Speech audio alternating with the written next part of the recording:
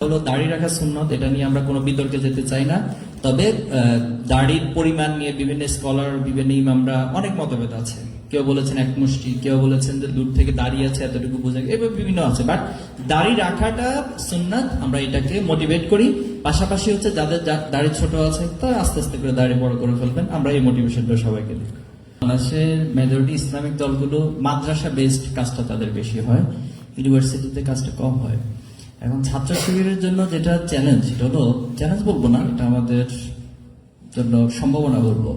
আমাদেরকে কিন্তু মাদ্রাসাদেরকে ফেস করতে হয়, মাদ্রাসা শিক্ষার্থীদের, আবার কলেজ স্কুলকে ফেস করতে হয়, ইংলিশ মিডিয়ামকে ফেস করতে হয়, ইউনিভার্সিটি লেভেলকে ফেস করতে হয়। অর্থাৎ বাংলাদেশের ছাত্র বা শিক্ষার্থীর যতগুলো অঙ্গন আছে আমাদেরকে কিন্তু সবাইকে ফেস করতে হয়।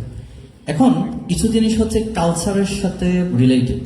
যেমন আপনি যদি মিশরে যান অথবা আপনি সাউথ এশিয়ার কোনো কান্ট্রিগুলোতে যান, দেখবেন যে তাদের পোশাকের একটা প্যাটার্নগত মিল রয়েছে।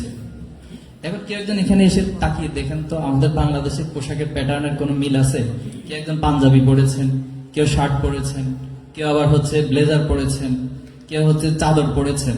তো এই যে একটা মিক্সড ওয়ের যে কালচারটা তৈরি হয়, এখানে পোশাকের দৃষ্টিকোণ যদি আমরা ইসলামিক দৃষ্টিকোণ দেখি, কোরআন যেটা বলছে লিবাসুত তাকওয়া, অর্থাৎ যে পোশাক পরলে আল্লাহর ভয় সৃষ্টি হয় মনের মধ্যে, এবং সেটা একটু ঢিলে ঢালা পোশাকের বিষয় বলা হয়েছে। এটা পুরুষদের ক্ষেত্রে, আর নারীদের ক্ষেত্রে তো একটা কাভারিং এর বিষয়গুলো বলেছে। এটা ইসলামের দৃষ্টিকোণ।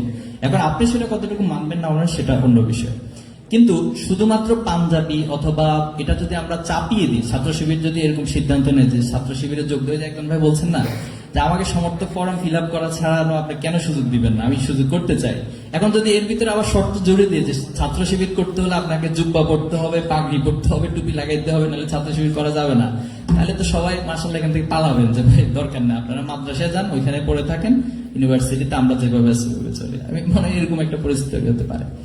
আরেকটা মজার বিষয় বলি, যেমন ধরুন আমি গত রমাদানে উমরা করার সুযোগ হয়েছিল, আল্লাহ তাআলা সুযোগ দিয়েছিলেন।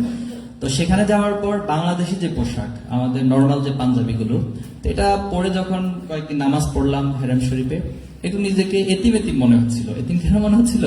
মানে ওখানকার যে পোশাকের সাইজ এবং বড় জুব্বা পরে, এটার সাথে আসলে আমাদের এই পোশাকটা যাচ্ছে না। তো পরে আমি ওখানে যে কয়দিন ছিলাম এরপরে জুব্বা পরেছিলাম, কিন্তু সেম হইতে এই জুব্বাটা পরে এসে যখন একদিন বাসায় পড়লাম যে এটা পরে একটু বের হবো, তো প্রথমে সিদ্ধান্ত নিলাম, পরে আবার আয়নার সামনে দাঁড়িয়ে চিন্তা করলাম যে না, এটা পরে না বের হই, কারণ এটা নিয়ে বের হলে সবাই একটু মাখা চোখে থাকাবে, হাসি চোখে দেখবে। অর্থাৎ এখানে এসে সেটা আবার আমার সাথে অ্যাডজাস্টমেন্টটা হচ্ছে না। তো এই জায়গাতে আমরা পোশাকের বিষয়ে আমার দৃষ্টিভঙ্গি হচ্ছে, যিনি যে পোশাক পরবেন সেটা যেন ঢিলে ঢালা পোশাক হয় এবং সেটা যেন আপনার ভিতরে অহংকার তৈরি না করে। আল্লাহ রাসূলুল্লাহ সাল্লাল্লাহু আলাইহি ওয়াসাল্লাম একবার ওনাকে একজন ইয়েমেনি চাদর দিয়েছিলেন একটা গিফট হিসেবে। তো তিনি সে চাদরটা পরে নামাজে দাঁড়িয়েছেন। পরবর্তীতে তিনি যখন চাদরের লাল নকশা করার দিকে চোখ যাচ্ছিলেন, নামাজ শেষ করে তিনি এটা আবার অন্যদেরকে দিয়ে দিয়েছেন। এটা রিজনটা তিনি ব্যাখ্যা করেছেন যে এই চাদরের যে অতি চাকচিক্য, সেটার কারণে ওনার নজরটা নামাজের দিকে না গিয়ে চাদর দিকে চলে যাচ্ছিল। পরবর্তীতে তিনি কিন্তু সেটা ফেলে দেননি, এমন না যে সেই চাদরটা তিনি ফেলে দিয়েছেন, তিনি এই চাদরটা আরেকজনকে গিফট করেছেন যে তুমি সেটা পড়ো। এজন্য আমরা এই পোশাকের ক্ষেত্রে উৎসাহ দিব ইসলামের কনসেপ্টকে লালন করার জন্য, এবং যিনি যতটুকু তার জায়গা থেকে পালন করা সে সেই পোশাকটাই পরবে, তবে সেটার জন্য অবশ্যই তাকওয়ার মানদণ্ডকে মেনটেন করে। আর দাড়ি নিয়ে যেটা আমাদের কনসার্ন, সেটা হলো দাড়ি রাখা সুন্নত, এটা নিয়ে আমরা কোনো বিতর্কে যেতে চাই না। তবে দাড়ির পরিমাণ নিয়ে বিভিন্ন স্কলার, বিভিন্ন ইমামরা অনেক মতভেদ আছে। কেউ বলেছেন এক মুষ্টি, কেউ বলেছেন যে দূর থেকে দাঁড়িয়ে আছে এতটুকু বোঝা, এভাবে বিভিন্ন আছে। বাট দাড়ি রাখাটা সুন্নাত, আমরা এটাকে মোটিভেট করি। পাশাপাশি হচ্ছে যাদের দাড়ি ছোট আছে তারা আস্তে আস্তে করে দাড়ি বড় করে ফেলবেন, আমরা এই মোটিভেশনটা সবাইকে দিই।